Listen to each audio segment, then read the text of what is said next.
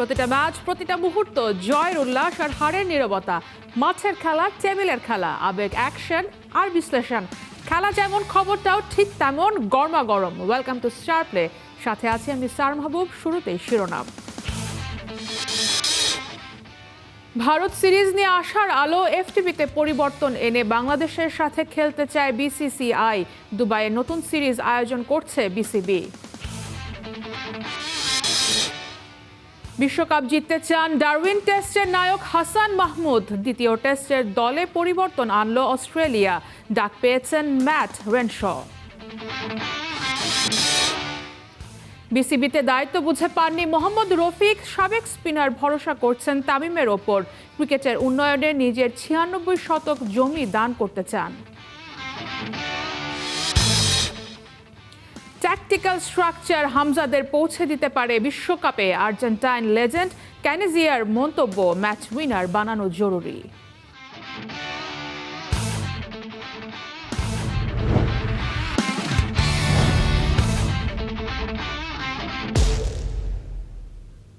শুরুতেই ক্রিকেটের খবর। ভারত সিরিজ নিয়ে এবার নতুন আশার আলো। নিজেদের এফটিপিতে পরিবর্তন এনে বাংলাদেশের সাথে সিরিজ খেলতে চায় ভারতীয় ক্রিকেট বোর্ড।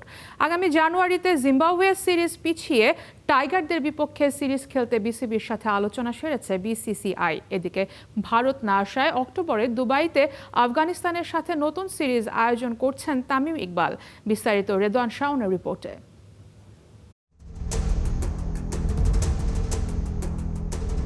রাজনৈতিকভাবে ভারতের সাথে সম্পর্কের বৈরিতা প্রভাব ফেলেছে দুই দেশের মধ্যকার ক্রিকেট সম্পর্কে। ৮০-৮০ বলেও বাংলাদেশের মাটিতে দুই দফায় সাদা বলের সিরিজ পিছিয়েছে রোহিত কোহলিরা। তবে দ্বিপাক্ষিক এই সিরিজ নিয়ে এবার নতুন করে দেখা মিলেছে আশার আলো।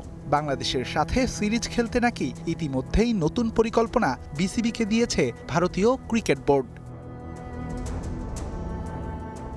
বিসিবির একাধিক সূত্রের খবর, বাংলাদেশের সাথে সিরিজ খেলতে নিজেদের এফটিপিতে পরিবর্তন আনার সিদ্ধান্ত নিয়েছে বিসিসিআই। ভারতের এফটিপিতে সেপ্টেম্বর থেকে আগামী বছরের ফেব্রুয়ারি পর্যন্ত টানা সিরিজ খেলবে ম্যান ইন ব্লুজরা। সেপ্টেম্বরে আফগানিস্তান, এরপর ওয়েস্ট ইন্ডিজ, নিউজিল্যান্ড, শ্রীলঙ্কা এবং জিম্বাবুয়ে সিরিজ। পরের বছর জানুয়ারির শেষ দিকে অস্ট্রেলিয়ার সাথে 5 ম্যাচের টেস্ট সিরিজে মাঠে নামবে তারা। এখানেই নতুন পরিকল্পনা করেছে ভারত। আগামী 13 থেকে 27 ডিসেম্বর শ্রীলঙ্কার বিপক্ষে সাদা বলের সিরিজ শেষে বাংলাদেশের সাথে সিরিজ খেলতে চায় বিসিসিআই। সেক্ষেত্রে জিম্বাবুয়ে সিরিজ পিছিয়ে এই সিরিজ খেলতে আগ্রহী রোহিত কোহলিরা। অস্ট্রেলিয়া সিরিজের আগে বাকি থাকা এই 25 দিনে সিরিজ আয়োজনের সব পরিকল্পনা নাকি সাজিয়ে ফেলেছে দুই দেশের ক্রিকেট বোর্ড। অবশ্য সেপ্টেম্বরে হতে যাওয়া ভারত সিরিজটি পিছিয়ে যাওয়ায় নতুন এক সিরিজ আয়োজন করতে চলেছেন তামিম ইকবাল। আগামী অক্টোবরে দুবাইয়ে আফগানিস্তানের বিপক্ষে সাদা বলের সিরিজ খেলবে লিটন শান্তরা। আগামী 7 দিনের মধ্যে জানিয়ে আনুষ্ঠানিক ঘোষণা করবে দুই দেশের cricket board. Redwan Shaon, star play, Dhaka. অস্ট্রেলিয়ার বিপক্ষে ঐতিহাসিক টেস্ট জয়ের নায়ক হাসান মাহমুদ বাংলাদেশের হয়ে জিততে চান বিশ্বকাপ। দ্বিতীয় টেস্টের আগে গণমাধ্যমে জানিয়েছেন এই তরুণ পেসার একই সাথে ক্যারিয়ারে 500 উইকেটের মাইল ফলক ছুঁতে চান লক্ষ্মীপুর এক্সপ্রেস। বিস্তারিত গোলাম মোর্শেদের রিপোর্টে। অস্ট্রেলিয়ার মাটিতে দেশকে জিতিয়েছেন ঐতিহাসিক টেস্ট। 26 বছরের তরুণ ছেলেটা বিশ্বের সেরা টেস্ট দলের বিপক্ষে নিয়েছেন 9 উইকেট। হাসান মাহমুদ মাঠে যার ইনসুইং আর আউটসুইংয়ের ম্যাজিকে পথ হারিয়েছে হেড কামিন্সদের মতো ক্রিকেটাররা। ইতিহাসের পাতায় নিজেকে নতুন উচ্চতায় নেয়া এই পেসারের স্বপ্ন ক্যারিয়ার শেষে নিজের নামের পাশে দেখতে চান 500 উইকেট। ক্রিকেট ভিত্তিক এক গণমাধ্যমে দেয়া সাক্ষাৎকারে এমনটাই জানিয়েছেন হাসান মাহমুদ। আমি সর্বদা এটি ধরে রাখতে চাই, ভবিষ্যতে 500 উইকেট শিকার করতে চাই। যদিও ব্যক্তিগত অর্জনের চেয়ে দেশের অর্জনটাই বড় করে দেখেন হাসান। অস্ট্রেলিয়ার বিপক্ষে এই জয়কে দেখছেন দেশের বদলে যাওয়ার প্রতীক হিসেবে। অস্ট্রেলিয়াতে একটি টেস্ট ম্যাচ জয় করা আমার কাছে অনেক বেশি স্পেশাল। আমি যখন থেকে ক্রিকেট খেলছি তখন থেকেই অনেক কিংবদন্তি ফাস্ট বোলারদের খেলা দেখে আসছি।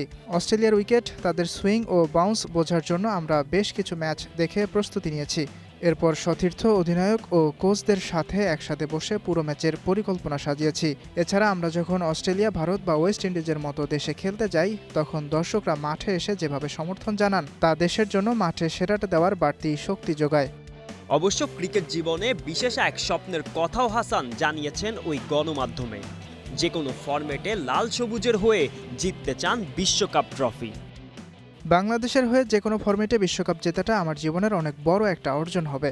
যখন মানুষ ভাবতে শুরু করেছে যে বাংলাদেশ আগের মতো নেই, তারা দিন দিন উন্নতি করছে এবং দল হিসেবে বিশ্বের যে কোনো দলকে তারা হারাতে পারে। অজিদের বিপক্ষে দ্বিতীয় টেস্টে 22 আগস্ট মাঠে নামবে টাইগাররা। ম্যাকেইয়ের ওই ম্যাচে হাসানের দিকে আবারও চেয়ে থাকবে পুরো দেশ। গোলাম মোর্শেদ, স্টার প্লে। ডারউইনে প্রথম টেস্টে জয়ের পর এবার দ্বিতীয় টেস্ট খেলতে ম্যাকিয়ে পৌঁছেছে বাংলাদেশ দল। 22 আগস্ট থেকে শুরু হবে সিরিজের শেষ ম্যাচ। এই ম্যাচ দিয়ে অস্ট্রেলিয়ার নতুন টেস্ট ভেন্যু হিসেবে নাম লেখাচ্ছে ম্যাকিয়ের গ্রেট ব্যারিয়ার রিফ অ্যারেনা। নতুন অজানা পিচ নিয়ে তাই দ্বিতীয় টেস্টে বাংলাদেশ দলের একাদশে দেখা যেতে পারে পরিবর্তন। 4 পেসার নিয়ে ম্যাকিয়ের মাঠে পরিকল্পনা সাজাতে পারেন টাইগার ক্যাপ্টেন নাজমুল হোসেন শান্ত। সেক্ষেত্রে একাদশে তাইজুল ইসলামের জায়গায় চলে আসতে পারেন বাঁহাতি পেসার শরীফুল ইসলাম। সিরিজের প্রথম টেস্টে ডারউইনে বাংলাদেশের কাছে 9 উইকেটে হেরে 1-0 পিছিয়ে আছে স্বাগতিক অস্ট্রেলিয়া।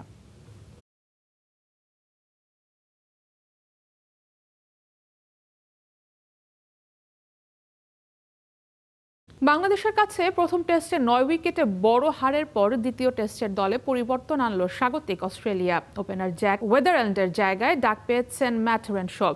অন্যদিকে ডারউইন টেস্টে বাংলাদেশের ডমিনেট করা পারফরম্যান্সের রেশ লেগেছে ম্যাকেইতে। ম্যাচের 4 দিন আগেই সোল্ড আউট হয়েছে প্রথম দিনের টিকিট। অস্ট্রেলিয়াতে গিয়ে টাইগারদের এমন দাপট দেখা যাবে কে ভেবেছিল, সেটাও আবার টেস্টে। তাই তো এত মাতামাতি, এত আলোচনা, এত প্রশংসা। মাইটি অজিকে মাটিতে নামিয়ে এবার হোয়াইট ওয়াশের স্বপ্ন বুনছে মিরাজ শান্তরা। সেই পালে হাওয়া লেগেছে টিকিট বিক্রিতেও। তাই তো ম্যাচের 4 দিন আগেই ম্যাকেই টেস্টের প্রথম দিনের টিকিট এখনই সোল্ড আউট। হোয়াইট ওয়াশ হবার ভয়টা অস্ট্রেলিয়াকেও ভালোভাবেই ধরেছে। দ্বিতীয় টেস্টের আগে তাই 13 সদস্যের দলে এনেছে পরিবর্তন। আছে একাদশেও পরিবর্তনের সম্ভাবনা। সিরিজ নির্ধারণী টেস্টে জ্যাক ওয়েদারল্যান্ডকে বাদ দিয়ে তরুণ ওপেনার ম্যাথিউ রেনশকে ডেকেছে ক্রিকেট অস্ট্রেলিয়া। দ্বিতীয় টেস্টের ভেন্যু ম্যাকেইয়ের গ্রেট ব্যারিয়ার রিফে প্রথম শ্রেণীর ক্রিকেটে 2টি সেঞ্চুরি আছে রেনশর। টেস্ট ভেন্যু হিসেবে অভিষেক হতে যাওয়া এই মাঠের অভিজ্ঞতাটাই কাজে লাগাতে চাইছে স্বাগতিকরা। ডারউইনে বাংলাদেশের কাছে শুধু হার নয়, রীতিমতো আধিপত্যের শিকার হয়েছে অস্ট্রেলিয়া। তাই এবার দ্বিতীয় টেস্টের একাদশ নিয়ে বড় প্রশ্নের মুখে আছে নির্বাচকরাও। ডারউইনের ব্যর্থতা যেন চোখে আঙুল দিয়ে দেখিয়ে দিয়েছে অস্ট্রেলিয়ার একাদশ নির্বাচনেই ছিল বড় গলদ। তাই এই 13 সদস্যের দল দিয়ে প্লেইং 11-এ আরও কিছু পরিবর্তন হয়তো করবে অজিরা। মার্নাস লাবুশেনকে নিয়ে মাঠের বাইরেও ব্যাপক আলোচনা হচ্ছে। প্রায় 4 বছর ধরে টেস্ট ক্রিকেটের ধারাবাহিক ব্যর্থতা। শেফিল্ড শিল্ডে রান করলেও আন্তর্জাতিক ক্রিকেটে সেই ছন্দ নেই। তাই ডারউইনেও ব্যর্থতার তালিকায় তিনিও আছেন। বেউ ওয়েবস্টারও নিরাপদ নন। আগের ম্যাচগুলোতে দারুণ পারফর্ম করলেও ডারউইনে এই অলরাউন্ডার ছিলেন ব্যর্থ। তবে সবথেকে বড় প্রশ্ন ক্যামেরন গ্রিনকে নিয়ে। প্রথম ইনিংসে ব্যর্থ, বল হাতেও ছিলেন নিষ্প্রভ। কিন্তু দ্বিতীয় ইনিংসে সেঞ্চুরি করে অস্ট্রেলিয়াকে লিড এনে দিয়েছেন। এই এক ইনিংসই হয়তো আবারও বাঁচিয়ে দেবে অস্ট্রেলিয়ার গোল্ডেন বয়কে। সেক্ষেত্রে ওয়েবস্টার হয়তো মূল একাদশ থেকে বাদ পড়বেন। 4 জনের জায়গা নিয়ে অবশ্য কোনো প্রশ্নই নেই। Travis Head, Mitchell Starc, Steve Smith ও অ্যালেক্স ক্যারি 4 জনই মোটামুটি দ্বিতীয় টেস্টের জন্য নিশ্চিত। তবে জশ হ্যাজেলউডের ফিটনেস চিন্তায় ফেলছে কামিন্সকে। প্রথম টেস্টে 7 উইকেট নিয়েও তার জায়গা নিশ্চিত বলা যাচ্ছে না। টানা 5 দিনের টেস্ট খেলার মতো অবস্থায় তিনি আছেন কিনা সেটাই এখন মূল প্রশ্ন। সার মাহবুব, স্টার প্লে। বুলবুল আমলে বিসিবির বিশেষজ্ঞ স্পিন কোচ হিসেবে নিয়োগ পেলেও তামিমের বোর্ডে এখনও দায়িত্ব বুঝে পাননি দেশের কিংবদন্তি স্পিনার মোহাম্মদ রফিক। তবে এখনও বোর্ড সভাপতি তামিমের ওপর ভরসা রাখতে চান এই সাবেক ক্রিকেটার। এদিকে ক্রিকেটের উন্নয়নে কেরানীগঞ্জে থাকা নিজের 96 শতক জমি দান করতে চান তিনি। আছেন এনএসসি ও বিসিবির সহযোগিতার আশায়। রেদওয়ান শাওনের রিপোর্টে বিস্তারিত।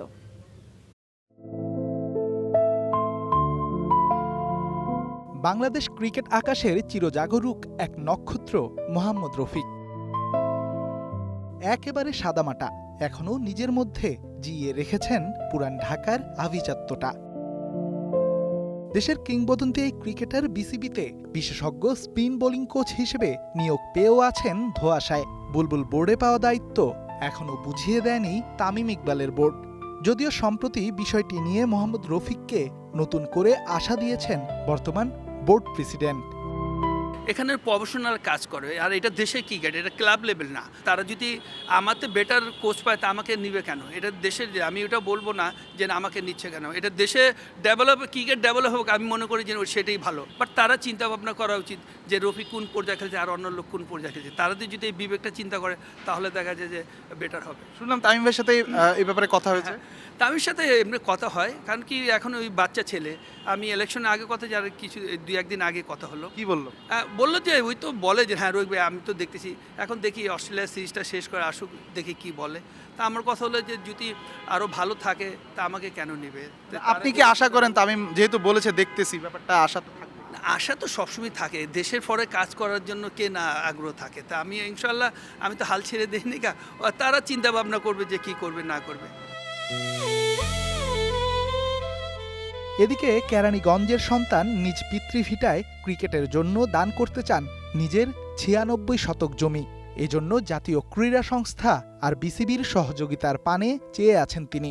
আপনার 96% জায়গা, সামনে তো আপনার বসার জায়গা এবং যারা গাড়ি নিয়ে যাবে গাড়ি জায়গার পিছনে আমি ইনডোর বানাবো, মানে 4-5টা নেট হবে। সত্যি কথা কি, আমার অত টাকা নেই যে আমি এটা নিজের টাকাটা করবো। কারণ 96% আপনি দান করে দিতে চান? হ্যাঁ, আমি ইনশাল্লাহ সব কিছু দান করে দিই। আমি চাচ্ছি যে এটা যদি একটু বিসিবি বা এনইসি যদি এটা যদি চোখ ফেলায় যে আমার কেন যে মানুষকে একাডেমি। তামিমের সাথে কি এই ব্যাপারে কোনো কথা বলেছেন? বা আর তামিম, হ্যাঁ, আগে এটা আমি ফারুক ভাইকে বলেছি, বুলবুলকে বলেছি, এবার তামিমের সাথেও কথা বলেছি। তামিম বলছে যে হ্যাঁ রোহিত ভাই একটু দেখি, এটা তো আমাদের পাবলিকেরই তো, এটা দেখে আমরা একটু চিন্তা ভাবনা করে তারপর আপনাকে আমি বলবো। দায়িত্ব পাবার পর থেকেই সাবেক বর্তমান ক্রিকেটারদের জন্য বেশ কিছু পদক্ষেপ নিয়েছেন তামিম ইকবাল।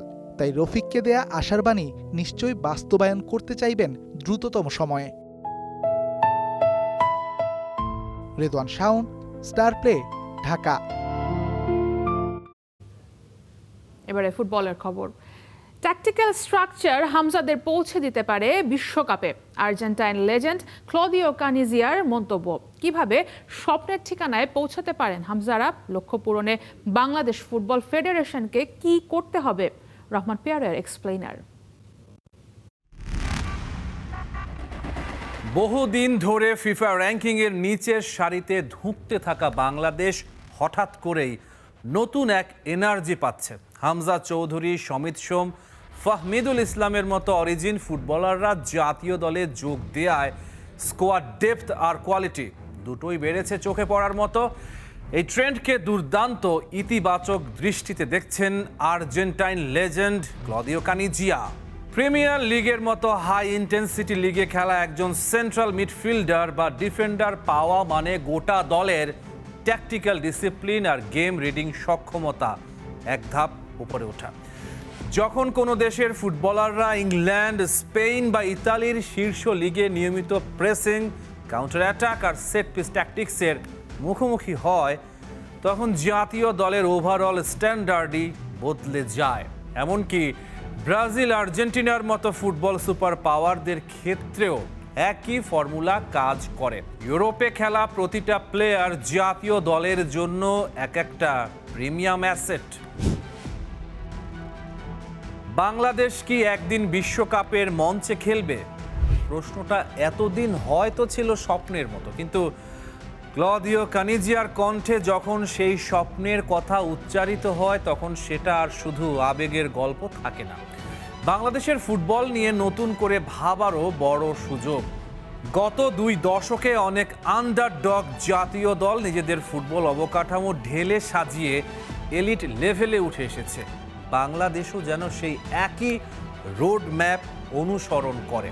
কানিজিয়ার মতে ফুটবলের পরিবর্তনটা গ্লোবাল। গত 2 দশকে আফ্রিকার অনেক অপরিচিত দেশ কিংবা এশিয়ার মাঝারি সারির ফুটবল শক্তি যেভাবে ট্যাকটিক্যাল এবং ফিজিক্যাল ডেভেলপমেন্ট ঘটিয়ে উঠে এসেছে, বাংলাদেশের সামনেও পথটা ঠিক সেটাই। তবে এখানে একটা বড় ট্যাকটিক্যাল সুবিধার কথা তুলে ধরেছেন আর্জেন্টাইন লেজেন্ড। বিশ্বকাপের ফরম্যাট ক্রমশ সম্প্রসারিত হচ্ছে। এখন 48 দলের টুর্নামেন্ট 2030 বিশ্বকাপেই হতে পারে 64 দলের মেগা ইভেন্ট। মানে বাছাই পর্বের স্লট বাড়ছে, প্রতিযোগিতার দরজা আরও চওড়া হচ্ছে। কানিজিয়ার ভাষায় শুধু বাছাই পর্ব খেলাই নয়, সেখান থেকে পয়েন্ট তুলে গ্রুপ টপকানোর সামর্থ্য তৈরি করাই এখন বাংলাদেশের আসল লক্ষ্য হওয়া উচিত।